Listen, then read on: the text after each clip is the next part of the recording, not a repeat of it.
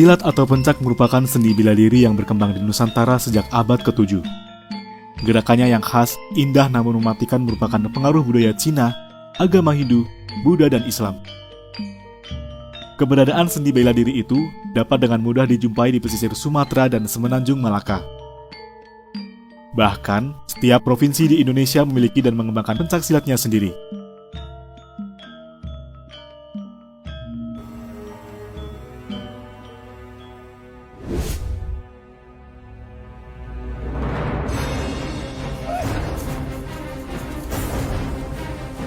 Pencak silat juga melambungkan nama Cimande dan Minangkabau. Keduanya menjadi ikon pencak silat Indonesia. Minangkabau dikenal dengan ketangkasan permainan kaki, sementara Cimande dikenal dengan pertarungan jarak pendek. Pencak silat juga menyebar dengan adanya penyebaran agama Islam di berbagai wilayah Nusantara pada abad ke-14. Saat Kesultanan Mataram berdiri, bela diri menjadi salah satu perhatian penting bagi para pendirinya. Bagi kerajaan Islam itu, kemiliteran, kanuragan, dan pertahanan menjadi perhatian untuk melindungi dan meningkatkan kesejahteraan rakyat Mataram kala itu. Budayawan Yogyakarta sekaligus praktisi pencak silat, Kanjeng Raden Tumenggung Tubagus Ali Mustafa atau Gusmus, menyebut pencak silat mengalami pembaruan saat Kesultanan Mataram berdiri pada tahun 1575. Bela diri mengalami penghalusan, senafas dengan ajaran Islam. Unsur kekejaman terutama dalam pertempuran diperhalus, sehingga tak bersifat menganiaya saat membunuh musuh. Pencak silat dalam masa Mataram merupakan bagian dari kanuragan Mataraman. Gusmus menyebut kanuragan bukan semata-mata urusan bela diri, namun jalan hidup sebagaimana samurai atau para sufi dalam Islam. Menurutnya, Muslim yang memilih menjadi ahli kanuragan harus tekun beribadah menjalankan syariat, selalu berzikir mengingat Allah, berbudi pekerti yang luhur, dan tak boleh melakukan kejahatan atau berbuat kemaksiatan. Kalau di era-era Mataram Islam dulu, yang pada waktu itu dipertegas oleh Sultan Agung waktu itu penyebutannya memang belum silat, tetapi bahasanya kanuragan. Lah kanuragan ini yang sekarang kadang-kadang orang salah kaprah bahwa kanuragan itu identik dengan tenaga dalam. Nah ini yang kurang pas. Jadi kanuragan ini adalah mengolah raga. Jadi raga yang memang diolah.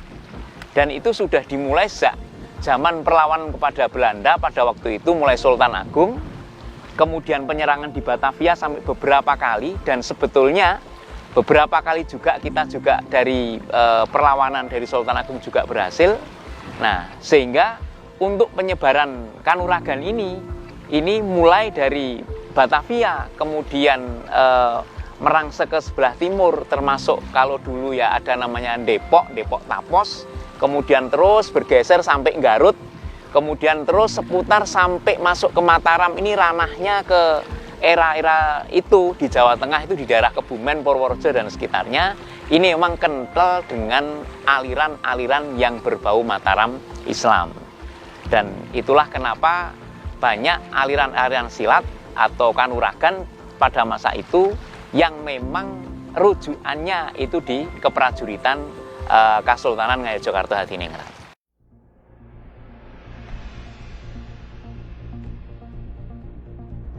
Seorang ulama di tanah Jawa biasanya adalah seorang ahli kanuragan. Perkembangan bela diri Mataram kian masif saat Sultan Ageng Mataram berencana menyerang VOC. Sebelum serangan pertama pada tahun 1628, Sultan Ageng menyebarkan para ulamanya untuk mengajarkan agama dan pencak. Agama menjadi pondasi saat itu untuk mengobarkan perang jihad fisabilillah melawan Belanda. Dengan begitu, pencak Mataraman menyebar di Jawa Barat hingga Jakarta. Bahkan, saat Sultan Ageng kalah pada serangan pertama, salah satu panglima perangnya, Kanjeng Arif Muhammad dan sekian ratus prajuritnya, menetap di kampung pulau di Garut. Di sana ia berjuluk Ki Ageng Cangkuang dan menjadi ulama juga mengajarkan pencak Mataram. Pencak Mataram itu kemudian diwariskan kepada para bangsawan dan ulama di Jawa Barat dan menyebar di seluruh pulau Jawa. Para ulama menyebarkannya di pesantren-pesantren. Namun para ulama hanya mengajarkan pencak yang memiliki kaitan dengan Kesultanan Mataram. Hanya kepada murid yang dipandang bisa membawa amanah, ibadahnya tertib, dan memiliki akhlak yang mulia. Salah satu kiai karismatik yang mewarisi pencak Mataraman adalah Kiai Haji Nur Hasan Al-Ubaidah. Ia adalah cucu Kiai Haji Yasin dan Pangeran Kertonadi. yang memiliki garis keturunan Pangeran Diponegoro. Keduanya merupakan tokoh-tokoh yang berjuang bersama Pangeran Diponegoro dalam Perang Jawa pada tahun 1825 hingga 1830. Kiai Haji Nur Hasan menguasai silat Cikaret dan berbagai seni bela diri dari Kiai Haji Yasin dan berbagai pesantren tempat ia menimba ilmu. Sebagai ulama sekaligus pendekar, menurut Kiai Haji Muhammad Yusuf, salah satu sesepuh Persinas Asad, dalam pertarungan, ia tak pernah melukai musuh atau dilukai. Kiai Haji Nur Hasan juga menggunakan pencak silat untuk menghibur para santrinya pada saat pengajian. Atas dorongan Kiai Haji Abdul Thohir putra Kiai Haji Nur Hasan, para santrinya kemudian mendirikan perguruan seni bela diri Persatuan Silat Nasional Aman Selamat Ampuh Damai atau Persinas Asad pada tahun 1993. Guru besar Persinas Asad saat ini adalah Kiai Haji Abdul Aziz Sultan yang merupakan putra Kiai Haji Nur Hasan. Persinas Asad menjadi salah satu anggota Ikatan Pencaksilat Indonesia termuda, namun memiliki prestasi yang mengagumkan di tingkat nasional maupun internasional. Ternyata kuncinya harus ada di IPSI. Kita harus kemudian tampil legal, sehingga kemudian kita telusuri untuk bisa legal itu apa yang harus dijalankan. Ternyata IPSI adalah organisasi nasional yang diakui. Nah, itu termasuk ya hambatan yang betul-betul harus kita dobrak, harus kita atasi, karena tanpa itu tidak bisa. Akhirnya terus bertahap, terus kita nyampaikan semua ada, mencoba daftar, sehingga relatif mulai dikenal.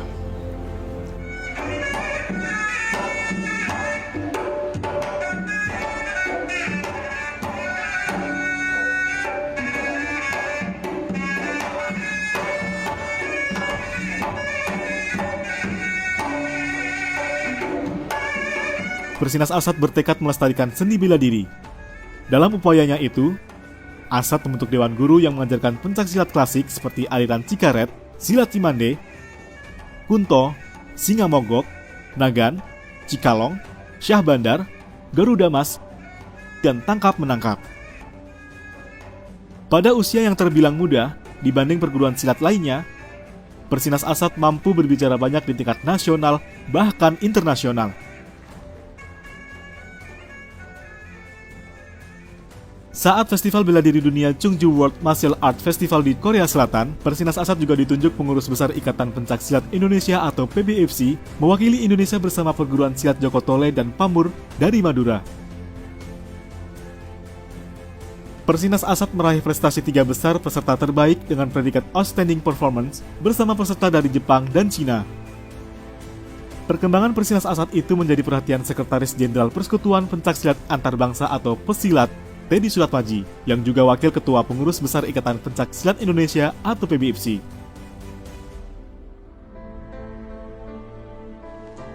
Memang saya pikir kalau jurus-jurusnya ya tentu semua perguruan punya jurus andalan ya.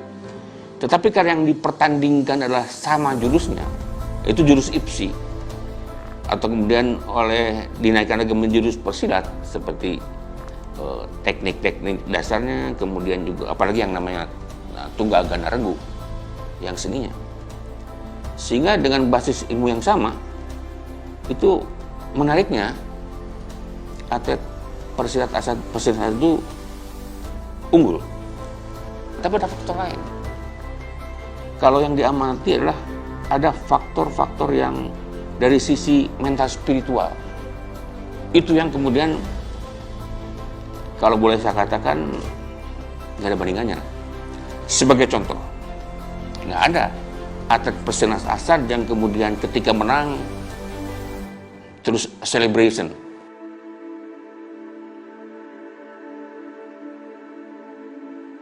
Selain pertumbuhannya yang pesat, atlet-atlet Persinas Asad mampu berbicara banyak pada tingkat kejuaraan daerah, nasional, hingga internasional. Salah satu kunci keberhasilan mereka adalah karakter yang rendah hati, namun disiplin dalam mengembangkan diri.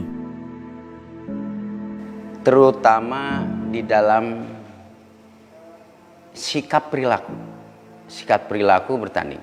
Selain dia menegakkan sportivitas, terutama hal-hal yang mereka juga berperilaku baik, terutama sikap perilaku pada pelatih, perilaku kepada lawan, dan hal-hal lain yang memang diajarkan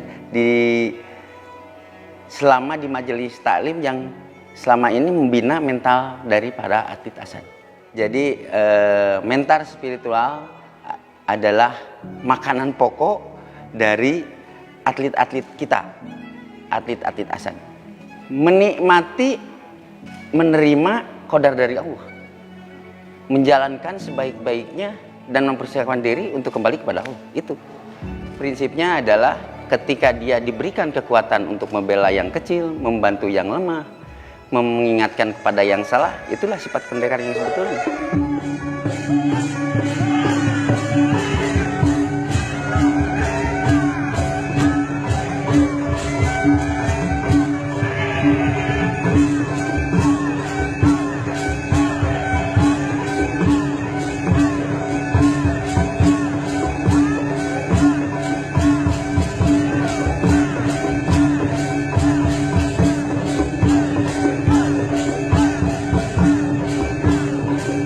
Seni menjadi salah satu elemen penting dalam pencaksilat. Bahkan istilah pencak pada umumnya menggambarkan bentuk seni tarian bela diri dengan musik dan busana tradisional. Seni budaya di Persinas ASAD juga dikembangkan dan dilestarikan, yaitu dengan adanya pelestarian 9 aliran di dalam Persinas ASAD. Sehingga warga atau anggota Persinas ASAD cinta terhadap budaya dan cinta terhadap tanah air sendiri di dalam rangka mewujudkan negara kesatuan Republik Indonesia yang utuh. Di dalam perkembangan seni budaya pencaksilat, tentunya gerakan-gerakannya diambil dari teknik-teknik dasar pencaksilat. Secara umum, teknik-teknik dasar pencaksilat ini terdiri dari ada yang disebut namanya kuda-kuda, sikap pasang, arah, pola langkah, pukulan, tendangan, tangkisan, guntingan, kuncian, dan lain-lain. Teknik-teknik ini dipadukan di dalam gerakan-gerakan yang indah dan menarik, sehingga menjadi sebuah bentuk gerakan yang estetis dan dinamis, dan menjadi penampilan yang menarik, dan itulah pencaksilat seni yang sekarang dikembangkan di Persinas ASAD. Pencaksilat bagi Persinas ASAD tak sekedar olahraga ataupun bela diri, namun juga untuk membangun kepribadian dan karakter mulia. Perguruan seni bela diri itu menekankan kepatuhan dan ketaatan kepada syariat agama untuk menjadi insan yang mulia sekaligus melestarikan budaya bangsa.